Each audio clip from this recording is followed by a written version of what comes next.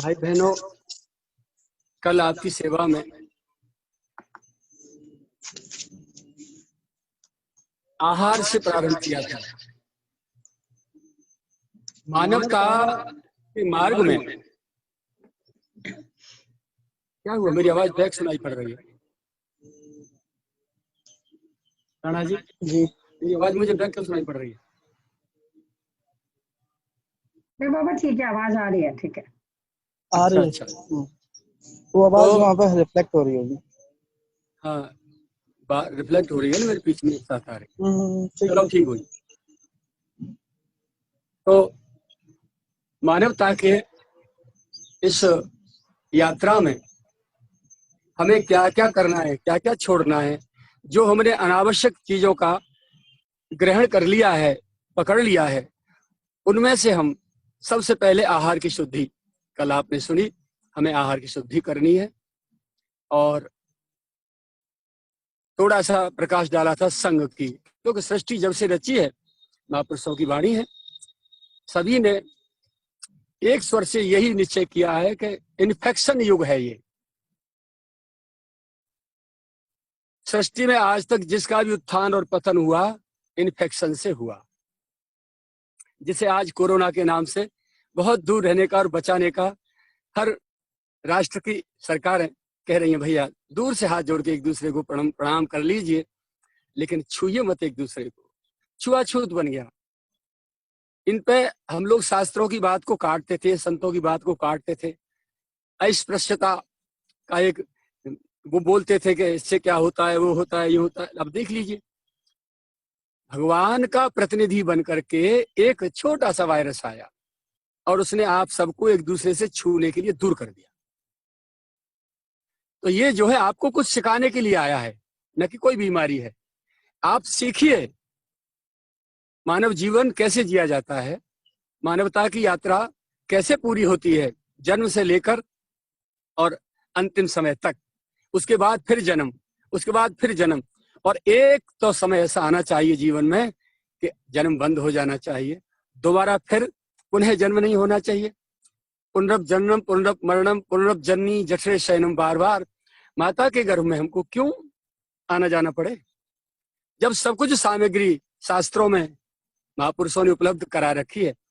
अरे जब आम का जूस तैयार है, मौसमी संतरा का जूस तैयार है, तो फिर पेड़ लगाने की आवश्यकता क्या है? हमको पेड़ लगाए महापुरुषों ने, पूर्वजों ने, पुरखाओं ने, और हमको फल तैयार किए, रखवाली की, उसकी पानी दिया, सींचा, बड़ा किया, फल को पकाया, उसके बाद ला के मार्केट में दिया और उसका जूस निकाल के हमको दे दिया कि लो पियो। उसके बाद भी हमसे पिया नहीं जा रहा है।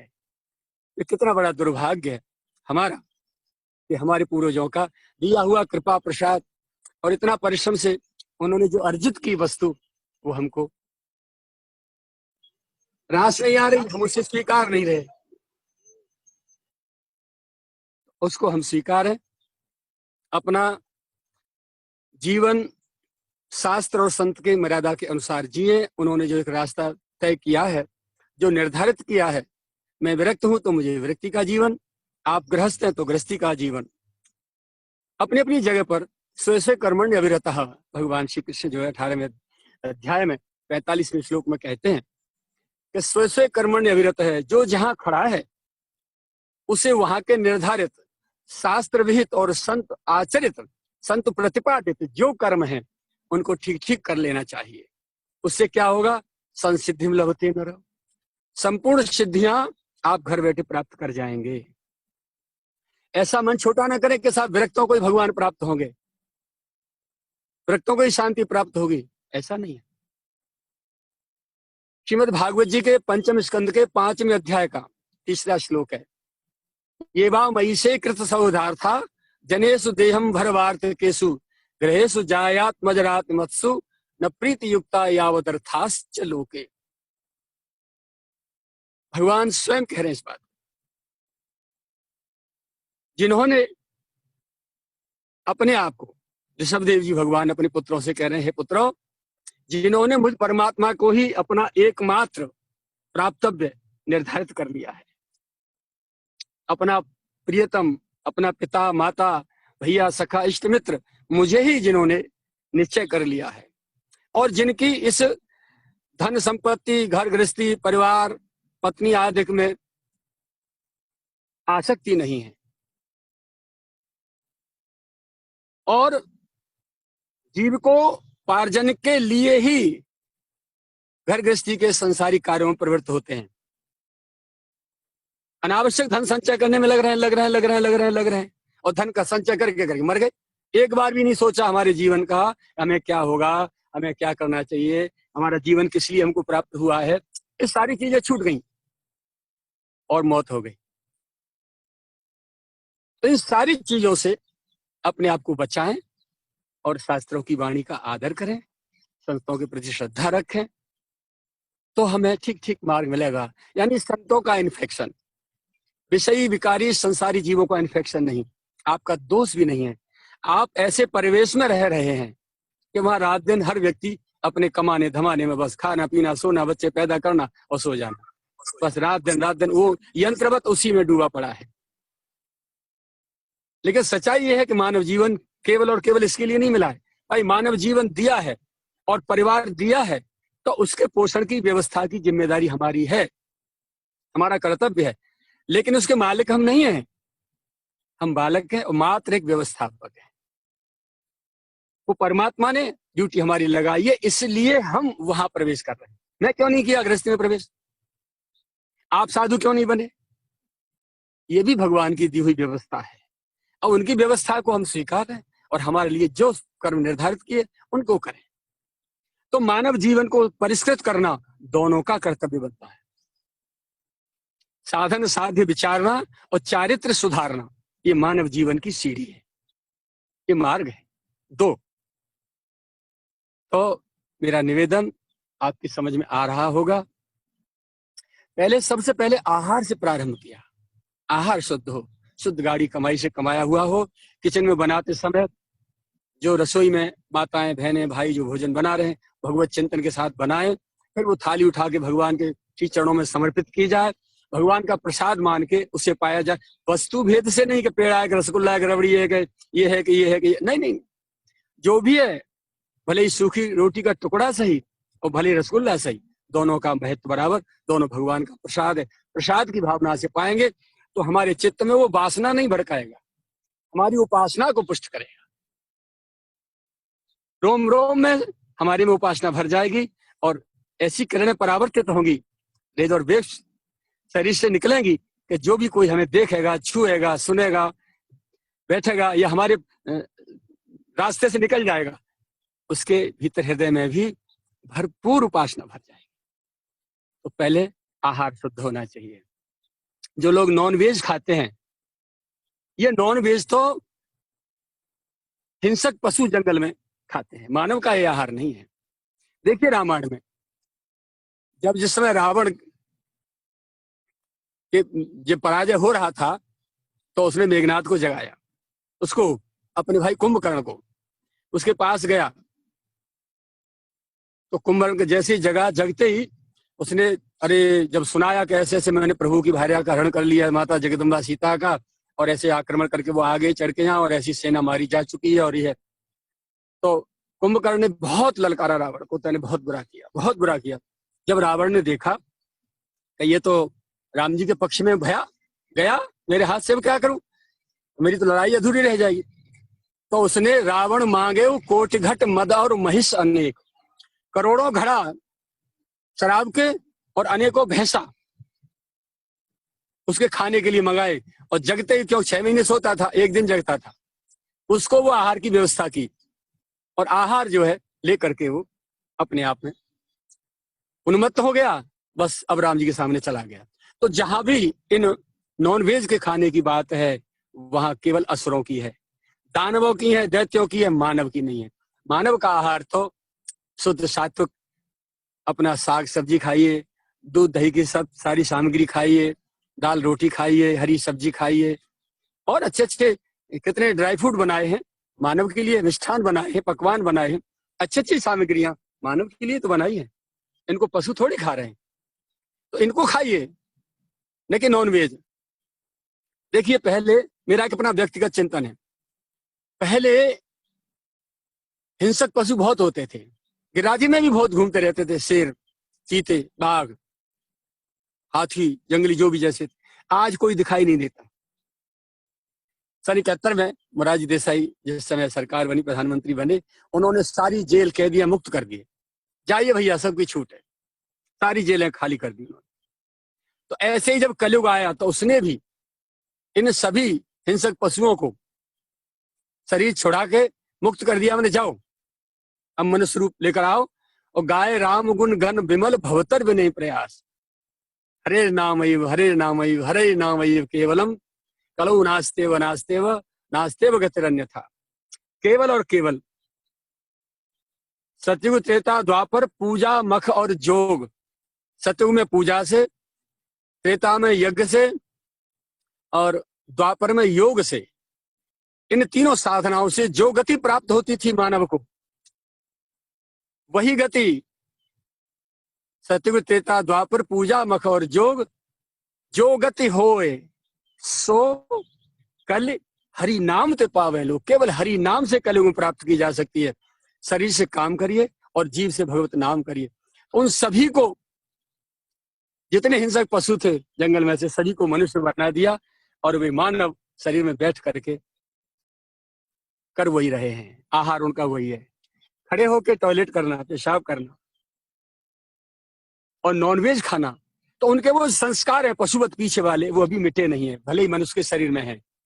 तो मेरी सभी भाइयों से, बहनों से, बच्चों से करबद्ध प्रार्थना है, अब इस समय आपका मानव शरीर है तो मानवोचित आहार और व्यवहार, विचार, क्रिया, ये सब होने चाहिए ना, तभी तो अपने पोस्ट पर रह पाएंगे।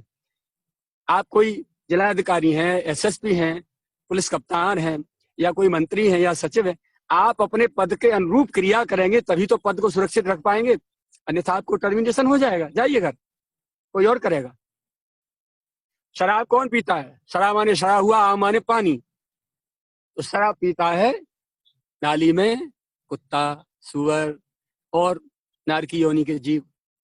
मनुष्य होकर के सुविधाजनक बोतल में भर के पी रहा है शराब हुआ आप शराब। तो भगवान को बहुत कष्ट होता है कि मैंने तेरे को उद्धार के लिए इस सुंदर सुनहरी अवसर दिया और तू उसे अभी तक उसको जो की तो पशुवत आहार कर रहा है, तो चल पोस्टपोन और फिर पुनः कुत्ता और सुअर की योनियों में जन्म, डिमोशन हो गया। ये सारी चीजें सोचनी और विचारनी है भैया। मेरा भगवत कथा तो होती है, लेकिन जीवन को सुधारना, आचरण को सुधारना, मानवोचित व्यवहार करना, इन चीजों पर मेरा विशेष ध्यान रहता है। हम पहले मानव तो बने, इंसान तो बने, अभी हैवान बने बैठे। इंसान बने, हैवानियत छोड़ के इंसानियत धारण करें, इसके बाद फिर उपासना करेंगे तो भगवान बनेंगे। तो हैवानियत छोड़ने के लिए हमें क्या क्या करना है, क्या क्या सुधारना है, वो मैं आपकी सेवा में रोजाना संत प्रसादी निवेदन करता रहूंगा। थोड़ी थोड़ी आप सुनते रहे। तो सबसे पहले आहार को शुद्ध करिए। उन्हें एक बार रिपीट करता हूं, शुद्ध सात्विक कमाई से, कमा गया ईमानदारी से अन्न हो। फिर रसोई में बनाते समय माता और बहनें जो भी बनाती हैं, जो भी रसोईया हो हमारे, भगवत चिंतन के साथ, भगवत प्रसाद के भाव से, और साथ साथ में ये भी और चिंतन होना, हे गोविंद, जब ब्रजगोपियां आपको बुलाती थी कितने भाव से बुलाती थी, और आप सबके घर घर जाते थे। माखन चोरी कमी का, माखन का कितनी कमी थी? करोड़ों से ज्यादा गैया नंद बाबा की थी, तो माखन की कमी थोड़ी थी, दूध दही की कमी थोड़ी थी, छाछ की घर में कन्हैया के, नंद बाबा के। लेकिन नहीं, भक्त जो भाव से बुला रहा है तो भगवान को जानना है। माँ कहती थी, यशोदा क्यों रे, तू काय को ऐसे करे लाला है? अरे तेरे कोई कमी है? ये सब गोपी सौ तेरी मुंह उड़ानो देवे आम है, और तू कोई बदनामी करावे, लाला अच्छो ना है। देख तेरे कोई ब्याह नहीं करेगो, ये सब तो को बदनाम कर देंगी। तू लाला मेरी बात मान, अपने घर ही रहो कर, घर ही खाओ कर, घर ही पियो कर, और ग्वाल वालन खूब यहाँ से खवाओ कर। फिर हाँ मैया, हाँ मैया, इतनी कह दी, मैया भोरी भारी अपने काम में लग गई। लाला की फिर वही क्रिया। अरे बुला रहा है कोई, भगवान आए हैं भक्त की पुकार पे, तो उन्हें तो उनको सुख देने जाना ही होगा। आज मेरी अंगना में आओ गोपाल, चले आओ नंदलाल, दर्शन की प्यासी गुजरिया शाम।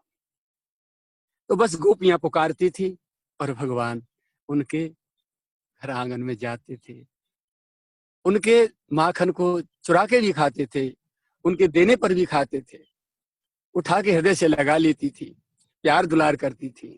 कई बार ऐसा होता था, कन्हैया तुम बहुत छोटे हो ना और हम इतनी बड़ी हैं, प्यारे यदि हमारे बराबर के होते ना तो कितना आनंद आता। गोपी के घर में भगवान तत्काल रेडीमेड बॉडी उतनी खींच के उसके बराबर कर दी खड़ी, उसको खूब प्रेम का सुख दिया, हृदय से लगाया, आलिंगन दिया, उसके हृदय को पूरी सांत्वना दी और ये प्रमाणित कर दिया कि मैं केवल तुम्हारे लिए आया हूं, मुझे कोई अभाव नहीं है, कोई कमी नहीं है मेरे लिए, मैं अपने आप में परिपूर्ण हूं, लेकिन भक्तों की भावना के अनुसार मुझे आप लोगों को सुख देने के लिए यहाँ आना है। और फिर पुनः छोटे हो जाते बाल रूप में। तो ऐसी लीलाएं भगवान करते थे। तो गोपियां इस बात को जानती थी और गोपनीय उनकी सारी क्रियाएं थी, इसलिए वो गोपी थी, हर चीज को गोपनीय रखती थी। तो ऐसे भाव से आप किचन में खड़े होकर के भोजन बनाए और कहीं आंसू दो आ जाए, हे गोविंद यदि मैं हम आपके लायक नहीं है तो क्या आप हमें अपने लायक बना नहीं सकते? बना लीजिए प्रभु, हमारे विकार मिटा दीजिए, हमें निर्विकार, जैसे आप निर्विकारी हैं ऐसे हमें निर्विकार बनाइए, अपने योग्य पात्र बना लीजिए। और देखिए मैं भोजन बना रही हूँ, मेरे प्यारे नंदलाल आ जाओ ना, जैसा रूखा सूखा आपने दिया है आपकी सेवा में हाजिर है, आप पा जाओ। मेरा हृदय बहुत बेचैन है आपके लिए, हे लालन पधारो ना। यदि कहीं ऐसे भाव से भगवान के साथ आंसू बरसते हुए भोजन न बन जाए ना, आहा हा हा, ये महाप्रसाद हो गया। गोविंद तो पाए बिना रह नहीं सकते, पर जो भी इसका ये कण पा जाएंगे निश्चित रूप से भगवत भक्ति उनके भीतर भर जाएगी। नॉन वेज और वेज, नॉन वेज की चले गया, वेज भी छूट जाएगा उनका, उन्हें होश नहीं रहेगा कि हमारा जीवन कहाँ जा रहा है। उनका एकमात्र आहार केवल और केवल ये चिंतन बन जाएगा, भगवान की लीला चिंतन बन जाएगा, भगवान का प्रेम बन जाएगा। तो आपके श्री चरणों में बार बार निवेदन करता हूं कि आप सभी शुद्ध कमाई से कमाया हुआ धन अर्जित करें, किचन में बनाते समय भगवान के भगवत भावों से, भक्ति भाव से ओतप्रोत डूब डूब के भाव आंसू बहाते बहाते बनाओ। और देखो कितनी अच्छी सुविधा है, रोटी तवे पर ठुमका किचन में, नाचते जाओ चकाचक चकाचक, तो कोई बाहर का चिंतन पास नहीं आ सकता। और साथ में मोबाइल रख के उसे ओपन करिए, उसमें कीर्तन सुनिए, भगवत नाम सुनिए और खुद करिए। इस शुद्धि से अब भगवान को भोग लगाइए, भगवान पाएंगे वो प्रसाद हो गया, अब सभी को पवाइए उसी भाव से। तो अब ये शरीर में आपके में उपासना भरेगा, वासना को हटाएगा। तो प्यारे आहार का इस प्रकार से आप शोधन करिए।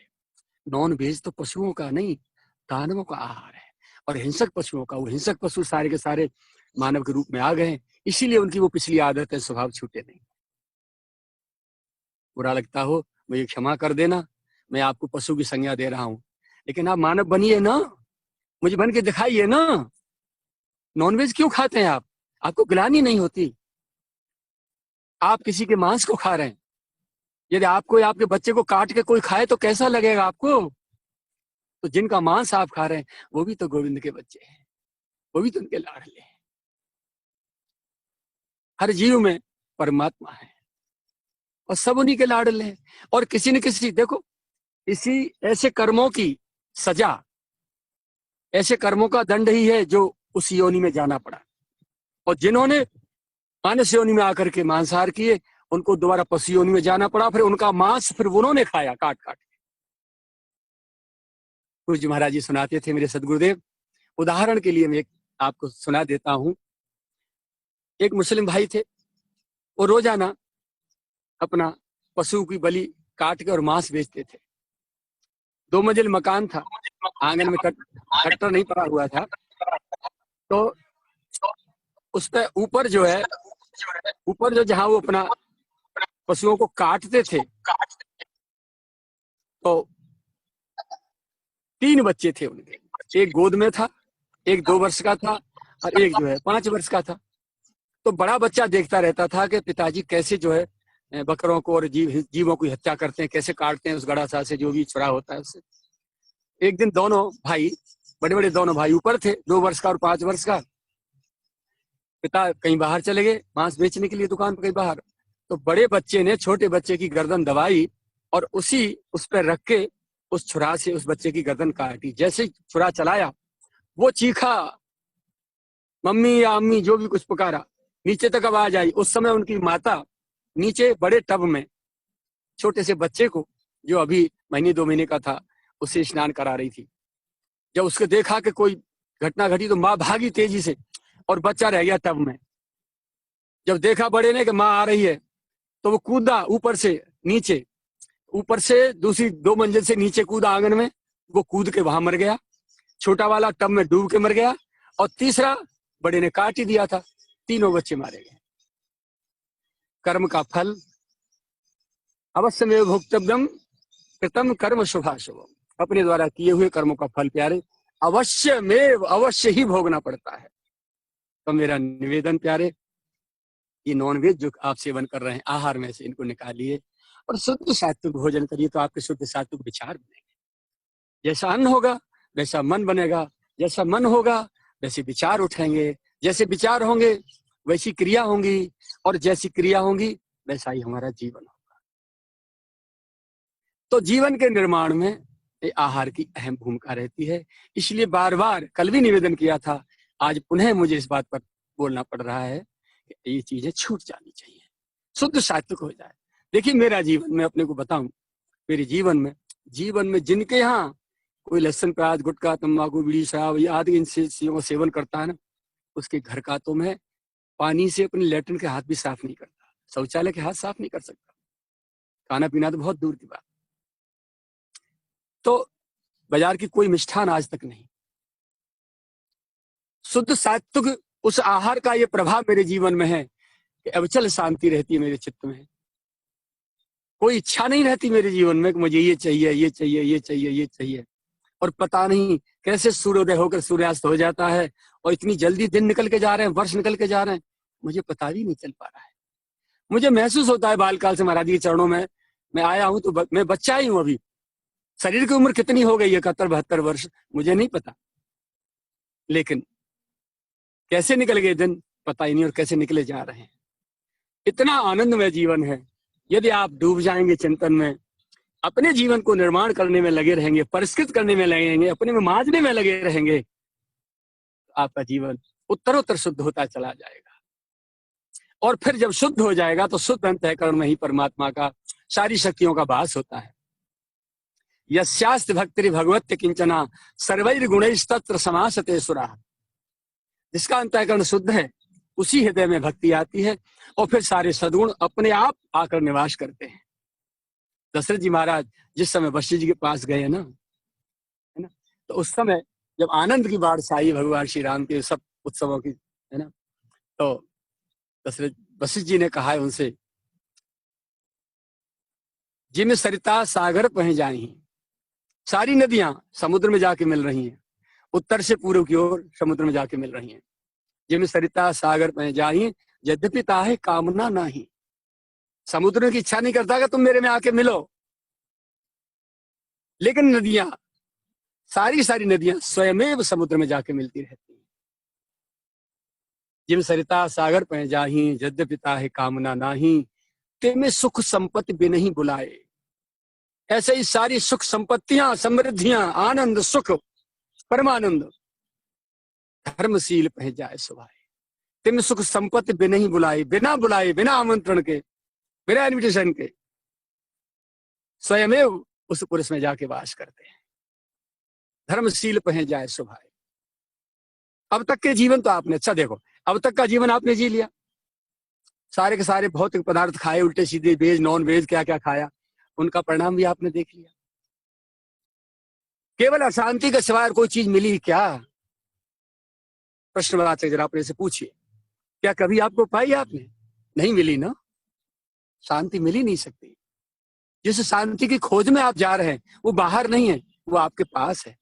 आप अपना जीवन सर्फ साबुन जैसे कपड़ा धोते हो ना, ऐसे ही अपने जीवन को धोइए, अपने चरित्र को धोइए, अपने आचरण को धोइए, अपने स्वभाव को धोइए। अपनी आत्मा तो निर्मल है ही है, ये सारी की सारी चीजें गंदी कर दी हैं, इसलिए आत्मा पे आवरण चढ़ गया है। आप आत्मा कवर्ड हो गई है, उसकी आवाज कानों तक आती नहीं। आत्मा तो परमात्मा का अंश है, वो बोलती है जब कोई आप अच्छे बुरे काम करते हैं। तो जब अच्छा काम कर रहे होते तो चेहरा पे स्क्रीन है, चेहरा तो वो दिखाई देता है, आनंद और प्रफुल्लता और मस्ती और खुशी, कितना सुंदर दिखाई देता है चेहरा। और जब कोई गलत काम करते हैं तो चेहरा बता देता है, वो भी स्क्रीन पे आ जाती है। तो कर्म जो है सुधारने हैं प्यारे, और कर्म सुधरेंगे हमारे सुधारने से ही, दूसरा कोई नहीं सुधारेगा।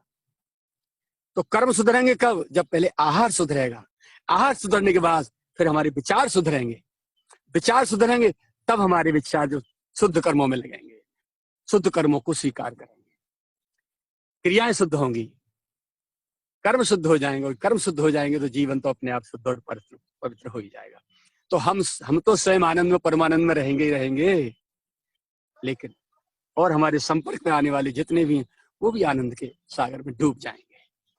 ये मेरा अपना स्वयं का प्रैक्टिकल अनुभव है। एक पैसा जीवन में छुआ नहीं, लिया नहीं, कभी कोई खाने की इच्छा नहीं, रूखी सूखी रोटी एक बार ले लेता हूँ 24 घंटे में, और पता नहीं कब सूर्योदय को सूर्यास्त हो जाता है। इतना आनंद, इतना आनंद। मैं आपको छोटे मुंह बहुत बड़ी बात सुना रहा हूँ। मैं आपसे कहता हूँ, मुझे लगता है कि आज इंद्र और ब्रह्मा भी मेरे बराबर सुखी नहीं हुए और शांति नहीं होगी उनको। उनके पास भी कोई कार्य है, मेरे पास कुछ नहीं। मुझे किसी से ईर्ष्या भी नहीं है। क्या किसी ने बहुत बड़े आश्रम बना रखे हैं, बहुत बड़े नेता अधिकारी उनके आ रहे हैं, बहुत बड़ा पैसा उनके पास है, एसी रूम है, बहुत बड़ी गाड़ियां हैं उनके पास, लग्जरी, कभी भूल के भी ध्यान नहीं जाता। मुझे गिलानी और होती है इन चीजों पर कि मानव जीवन जिसके लिए पाया था उधर से दृष्टि हटा करके इन झूठी चीजों को इकट्ठा कर रहे हैं। और जिन चीजों को आप खा रहे हैं या पैसा संग्रह कर रहे हैं या रात दिन विषयों में अपने आप को डुबो रहे हैं, ये तो नारकी योनियों में प्राप्त होते हैं।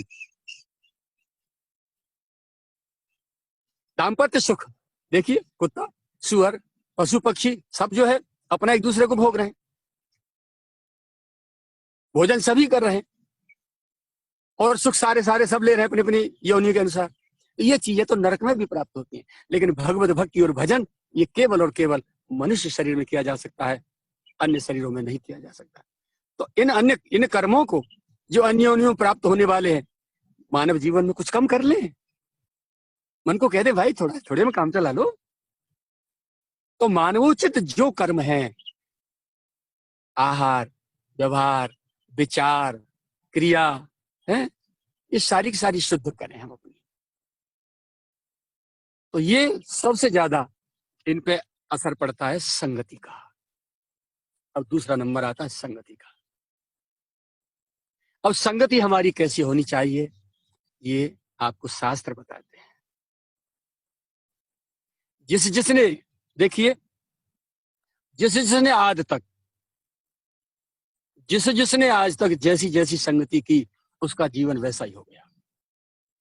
उठा के देख लो उदाहरण, कहीं जाना नहीं, अपने पड़ोस में ही देख लो, खुद अपने जीवन में देख लो। जैसे लोगों से आपकी संगति है, वैसे ही आपकी वृत्ति बन गई, वैसे विचार बन गए, और वही काम आप करने लगे ऑटोमेटिकली। इन्फेक्शन हुआ, तो इस इन्फेक्शन से बचिए। और मानव जीवन किसके लिए मिला है, इन मूल्यों को समझिए। मैं गृहस्थ छोड़ने के लिए नहीं कहता, आपके कारोबार छोड़ने के लिए नहीं कहता, बिजनेस व्यापार छोड़ने के लिए नहीं कहता, नौकरी छोड़ने के लिए नहीं कहता, बीवी बच्चों को छोड़ने के लिए नहीं कहता। उनके बीच में ही रहिए, छोड़िए मत, मोड़िए अपने आप को। प्रभु ने जिम्मेदारी सौंपी है, इसलिए मैं इनको निभा रहा हूं, तो ये व्यवहार इनके साथ करिए। मालिक मत बनिए, मालिक तो सबका एक ऊपर वाला है। हम और आप सब उसके बालक हैं, मालिक नहीं। और सौभाग्य हमारा है, इतनी बड़ी सृष्टि में परमात्मा घर घर आटा, दाल, मसाले, घी, पूरा और जो सामग्री, सब्जी आदि घर घर देने नहीं जाते। उन्होंने हमारी ड्यूटी लगा दी। किसी को 4 आत्माएं दे दी संतान के रूप में, 2 माता पिता, 1 पत्नी, 2 बच्चे, किसी को 4, किसी को 3, किसी को 1 दे दिए और ड्यूटी लगा दी।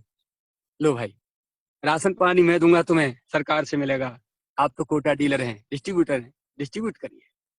बस निरंतर ये ध्यान रहे, हम तो केवल कोटा डीलर हैं, डिस्ट्रीब्यूटर हैं, मालिक नहीं। मालिक तो कोई और है, सरकार तो कोई और है, हम सरकार नहीं है, हम तो सरकार के नुमाइंदे हैं, उनके सेवक हैं। और हमारे द्वारा ये आत्माएं उन्होंने प्रकट कराई हैं, अपनी सृष्टि में इजाफा कराया है उन्होंने, कुछ आत्माओं को प्रकट करा के हमें सेवा दी है, ये हमारा सौभाग्य है। मात्र विकारों में विषयों में डूब करके अपने आप को खत्म नहीं करना है। भगवान ने ड्यूटी लगाई, हमें ये पति दिए, पति की ये मुझे पत्नी दी है, और दोनों का जोड़ा बना करके 4 आत्माएं, 2 आत्माएं संतान के रूप में दी है। भगवान की इच्छा पर है।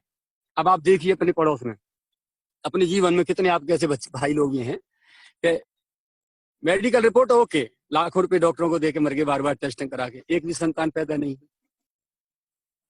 और मेडिकल रिपोर्ट ओके है, नॉर्मल है, फिर क्यों नहीं? तो ये समझाने के लिए है, भगवान जिससे जितनी आत्माएं प्रकट कराना चाहते हैं उसके द्वारा ही प्रकट हो सकती हैं, अपने आप कोई कुछ नहीं कर सकता। देख लो कोरोना के माध्यम से कोई कुछ हो रहा है? कल कारखाने, फैक्ट्रियां, रेल, बस, सारे वाहन, आकाश, सब कुछ थम गया, एकदम रोक दिया उस मालिक ने। बहाना कुछ भी हो कमांड सब उसके हाथ है अपनी। बहुत बदमाश है वो, बहुत बदमाश है। हम उससे बहुत बड़े बदमाश बनते थे, बॉस बनते थे अपने आप को, बहुत बड़े लीडर है, नेता है, ये है वो है, सबकी ऐसी ऐसी कर दी, दर्दी किनारे पे टंग गए, बेटा पड़े रहे हो यही, तुम अब सारे हो। देखो औकात तुम्हारी क्या है, कुछ नहीं है, सब कमांड उसके हाथ में। प्यारे के लिए तो प्यारे, इस बात को हम सच्चाई को स्वीकारते हुए मानवोचित आहार करें। संगति, कल मैंने बताया था, हिरण्यकश्यप और प्रहलाद। प्रहलाद जी भक्त शिरोमणि हुए क्योंकि गर्भ से ही उनको गुरु, सदगुरु, संत का सानिध्य मिला, श्री नारद जी महाराज का। इंद्र जब हिरण्याक्ष को मारा गया तो हिरण्यकश्यप जाके मंदराचल घाटी में तपस्या करने लगा। उस समय गर्भ में बालक था, इंद्र आए और कयाधु को हरण कर ले गए।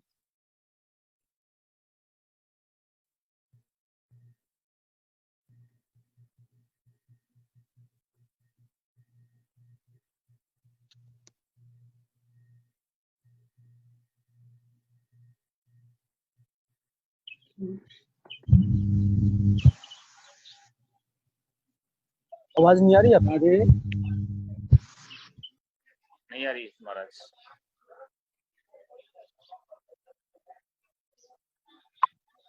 लोग फोन कर रहे हैं ना ऊपर से।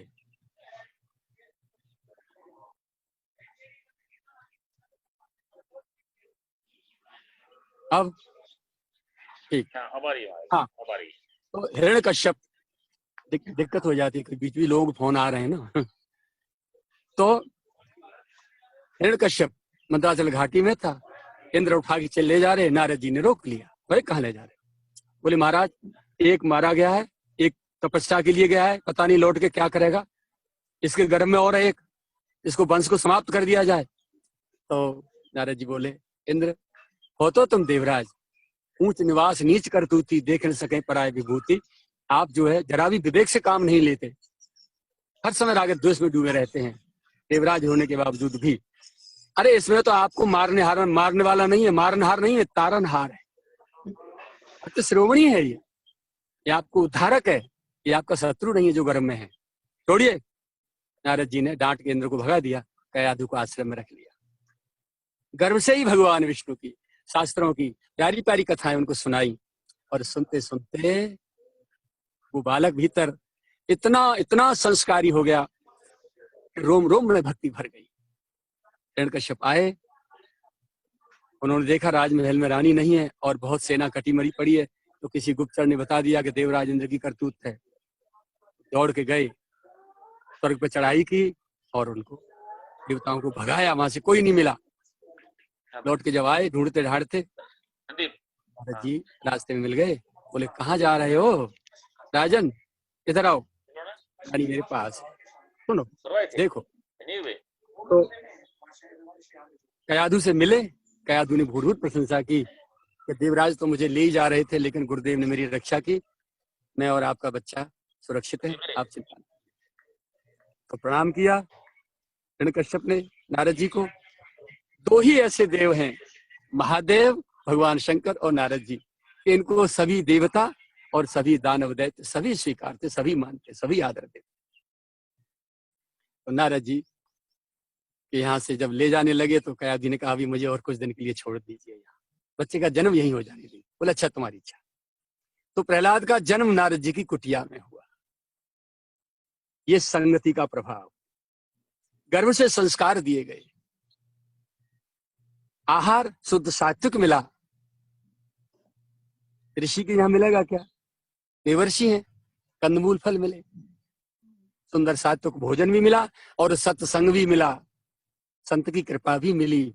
तो बच्चे को संस्कार मिले और दैत्य के परिवार में ही एक उच्च कोटि का भक्त शिरोमणि भय प्रहलाद। तो ये संस्कार जो गर्भ से मिलते हैं और संगति से प्राप्त होते हैं। some are born great, some have greatness, some achieve greatness thrust upon them। महान पैदा होते हैं, कुछों पर महानता थोप दी जाती है और कुछ महानता संगति से प्राप्त कर लेते हैं।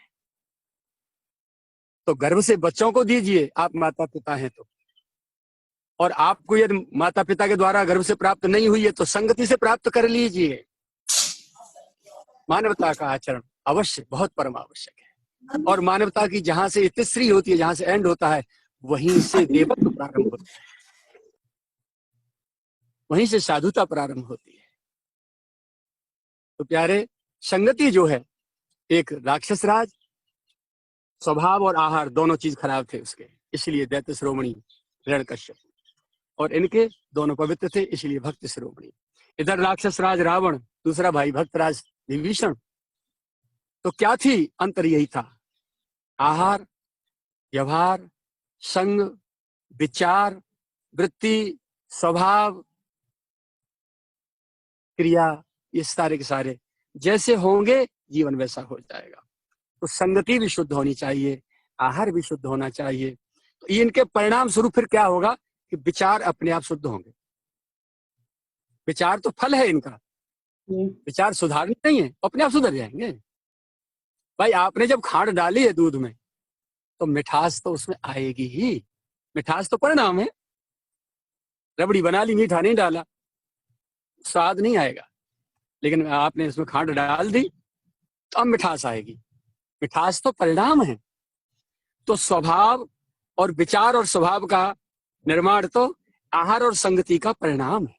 ये दो चीज सुधारनी है हमको जो बिगड़ी हुई है, आहार और संग।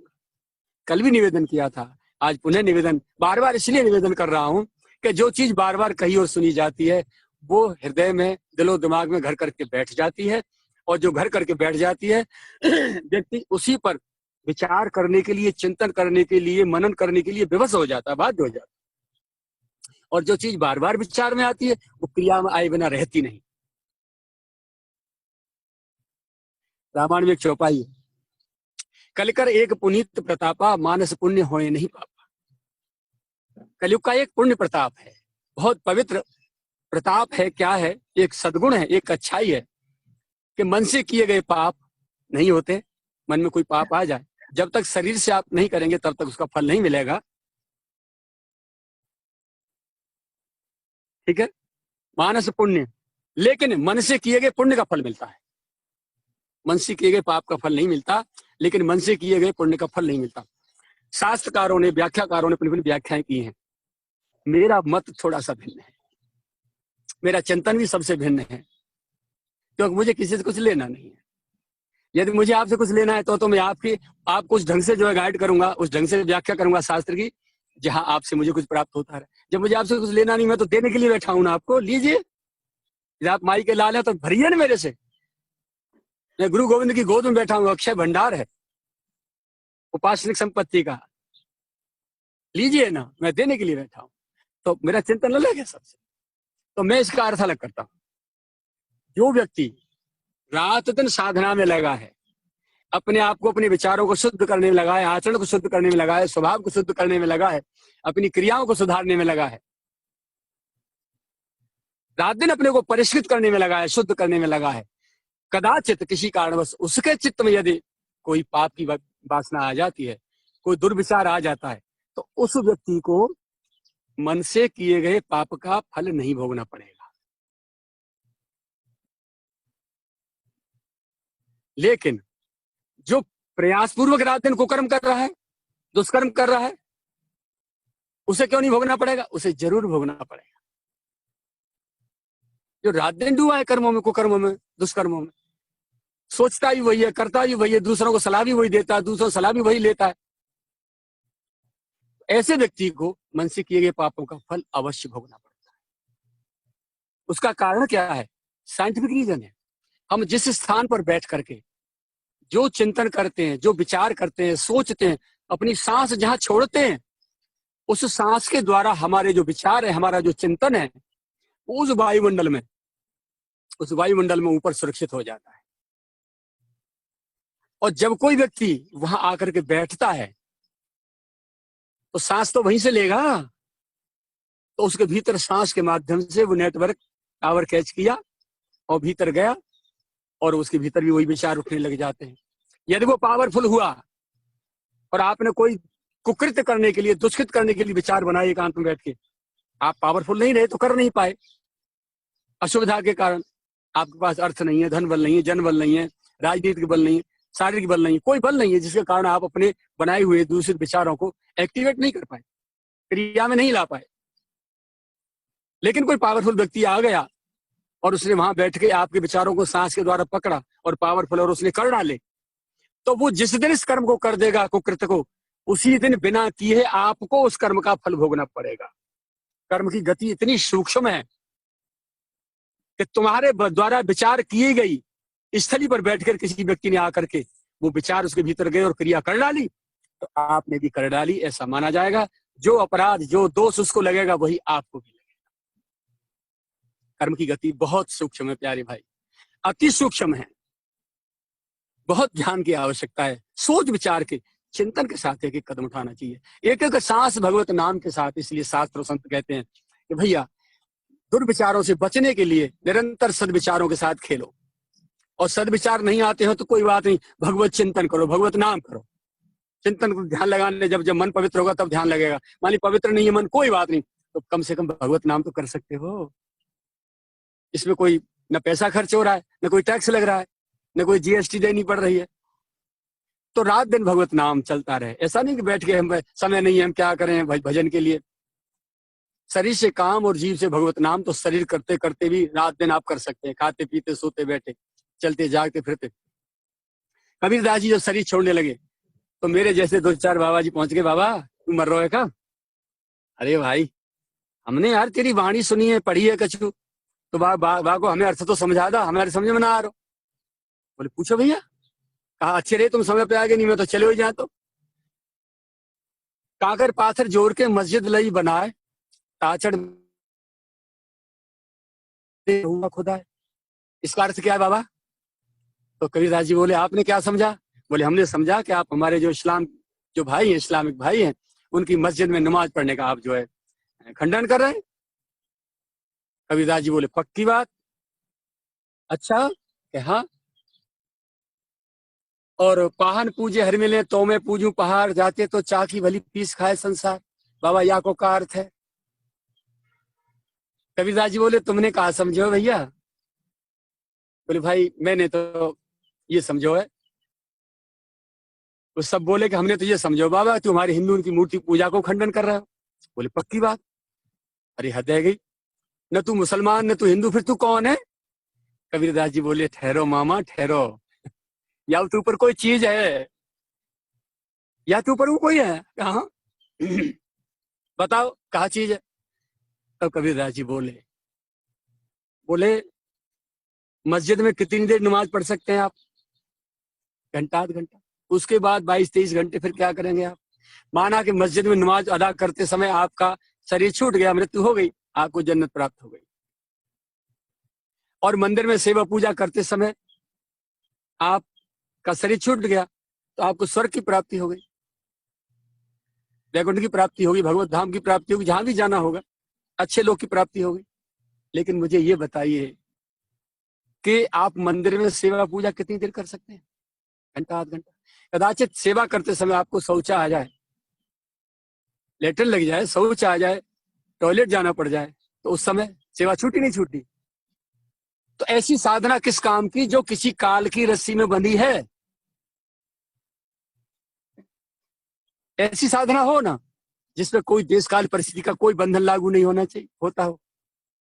तो संत बोले, हाँ बाबा ये तो बात पते की है भाई, तो बता बता बता बाबा, हमारी समझ में ना आ रही, ऐसी कौन सी साधना है? बोले ऐसी साधना है ठाड़े बैठे परे उताने। ठाड़े यानी खड़े, बैठे, लेटे हुए और उताने मारे मार्ग में चलते हुए, शरीर की 4 क्रिया। इसी कैसी भी स्थिति में हम हों, ठाड़े बैठे परे उताने कहे कबीर हम उसी ठिकाने, हम उसी ठिकाने पर रहें। निरंतर हमारी चित्तवृत्ति वहां रहे, मन से ध्यान, जीव से नाम और शरीर से काम, डिवाइडेशन। भगवान ने मन, वाणी, शरीर और समय 4 चीज सबको दी हैं। मन, वाणी, शरीर और समय 4 चीज दी है। तो मन से ठाकुर का ध्यान, जीव से ठाकुर जी का नाम, और तन से वो काम, वर्क इज वर्शिप, जो भगवान ने ड्यूटी सौंपी उसको हम इसलिए कर रहे हैं। प्रत्येक गृहस्थ का कर्म, दुकान का, बिजनेस का, पति पत्नी का एकांतिक दाम्पत्य जीवन भी भगवान ने सौंपा, इसलिए मैं कर रहा हूं। ये भी उपासना होगी। घोर वासनिकार भी उपासनिक में आपका कन्वर्ट हो गया। तो ठाड़े बैठे परे उताने कहे कबीर हम उसी ठिकाने, ठाड़े बैठे परे उताने कहे कबीर हम उसी ठिकाने। तो जब समय मिल जाए, अब बचा समय आपका, तो जो काम हम 60 मिनट में करते हैं उस काम को 50 मिनट में कर लें, थोड़ा फास्टली, जल्दी। तो 10 मिनट बच गई। 24 घंटे में से, हर घंटे में से 10 मिनट, 24 ढाई 240, 240 मिनट, 24, 4 घंटे बच गए। यानी 24 घंटे में होने वाले काम आपके 20 घंटे में निपट गए, 4 घंटे बच गए आपके पास। अब एक विरक्त योगी की तरह किमार बंद करके अपने कमरे की, और बैठ के आप अपने प्रियतम से बात करो ना, लाड़ बढ़ाओ ना, ध्यान करो ना, चिंतन करो ना। गृहस्थ में रह करके महायोगी की स्थिति आपकी हो जाए। ऐसे बचाइए, जीवन परिष्कृत करिए। तो कबीरदास जी ने कहा, ठाड़े बैठे परे उताने कहे कबीर हम उसी ठिकाने। तो ये जीवन जो है परिष्कृत करने की बात है। आप गृहस्थ में रह करके हीन विचारों में न खेलें, अपने को कमजोर न समझें। गृहस्थ तो सबसे बड़ा धर्म और सबसे बड़ा सुविधा का, देखिए, स्त्री, पैसा और सम्मान, ये तीनों चीज। जिसके घर में सुपात्र सुलक्षणा नारी है, नारी के लिए सदाचारी पुरुष है पति के रूप में, अंटी में दाम है, और समाज में इज्जत और सम्मान है, अच्छा गृहस्थ माना जाता है। यही तीनों चीजें यदि विरक्त के पास, मेरे जैसे के पास होंगी तो काल हो गया। पैसा होगा तो रात दिन भजन नहीं करने देगा, खटखट लगी रही, क्या करूं, अरे चलो कोई धार्मिक कार्य कर देता हूँ, हॉस्पिटल बना देता हूँ, कोई मंदिर बना देता हूँ, धर्मशाला बना देता हूँ, विद्यालय बना देता हूँ। अब तक भगवत नाम गिन रहा था, माला गिनना था भगवान की, अब ईंट पत्थर गिनेगा, लेबर से लट हो जाएगा। तो सात्विक कर्म के बहाने से भी पैसा उस एकांतिक जीवन जीने वाले साधक को, संत को उठा करके माया में ले गया। ये सात्विक विघ्न है। तो काल हो गया साधु के लिए। नारी पास में होगी या नारी शरीर विरक्त है तो पुरुष पास होगा तो खतरा, कब कहां पतन हो जाए। तीसरी बात प्रतिष्ठा, सम्मान ज्यादा होगा तो लोग आते जाते रहेंगे, भजन नहीं करते। तो विरक्त साधु के लिए तीनों काल हैं, और गृहस्थ के लिए, आप लोगों के लिए परम ग्राह्य हैं। अब एक संत की शरणागति आपको प्राप्त हो जाए, और संत की शरणागति में संत की आज्ञा के अनुसार उनके आश्रय में आप अच्छी तरह से भजन, साधना, पूजा पाठ जो बताते जाएं वो भी, और साथ साथ आपका चलता रहे। यारे इतना सहज उद्धार, इतना सहज शांति, इतना सहज कल्याण, इसका आप कल्पना नहीं कर सकते। अपने मन को प्रबल बनाइए, प्रौढ़ बनाइए, और अपनी संगति पवित्र करिए, संतों के साथ रहिए। नहीं रह सकते हो, मन से रहिए, मन से ध्यान करिए संतों का जिन पे आपको विश्वास है, उनकी वाणी घर में रखिए, उनका जीवन चरित्र घर में रखिए, उनका अध्ययन करिए, कथा सुनिए। देखिए, कथा सुनना, नाम करना भगवान का है, चिंतन करना, सदग्रंथ का अध्ययन करना, ये सब भगवान के संग बैठने के बराबर है, भगवान की संगति करना जैसा है। क्योंकि गीता साक्षात नारायण की वाणी है, उसका ज्ञान है, उसका ज्ञान प्रतीक यानी मूर्तिमान ज्ञान है श्री कृष्ण का, गीता वाणी है। और जीवन है श्रीमद् भागवत महापुराण। ठीक, रामायण श्री सीताराम जी महाराज की, भगवान श्री सीताराम जी का वांग्मय विग्रह है। ऐसे ही भागवत गीता श्री राधा गोविंद की वांग्मय विग्रह है। तो जितनी देर इनके पास हम बैठेंगे, इनका पाठ करेंगे, इनका चिंतन करेंगे, इनकी कथा सुनेंगे, श्रवण करेंगे, उतनी देर हम इनका संग कर रहे हैं, ऐसा माना जाता है। अपने घरों में रखिए और आनंद से इनका स्वाध्याय करिए, अध्ययन करिए, और हर घटना को पढ़ने के बाद फिर थोड़ा सोचिए ये घटना हमको शिक्षा क्या देती है। चौपाइयों को सुनना, गाना अच्छी बात है, लेकिन उन पर मनन किए बिना पूरा लाभ नहीं मिल सकता। इसलिए इनका चिंतन करिए, अवश्य करिए चिंतन धर्म ग्रंथों का, शास्त्रों का। और अच्छे संग के अभाव में कुसंग में मत बैठिए, एकांत में गेट बंद करिए, धर्म शास्त्रों की संगति और उनका चिंतन मनन करिए। और जो चीज समझ में नहीं आए तो संतों से भरा पड़ा है भारत भूमि, और निःशुल्क रात दिन आपकी सेवा में हाजिर हैं। तो आप प्रेम से इनकी शरणागति में बैठिए और इनसे पूछिए। निवेदन मैं यहाँ तक इसको निवेदन करता हूँ। 1 घंटा आपका हुआ जा रहा है, 8 से 9, 8:58 हो रही है। तो मेरी वाणी आपकी समझ में आई होगी और मेरे कुछ शब्द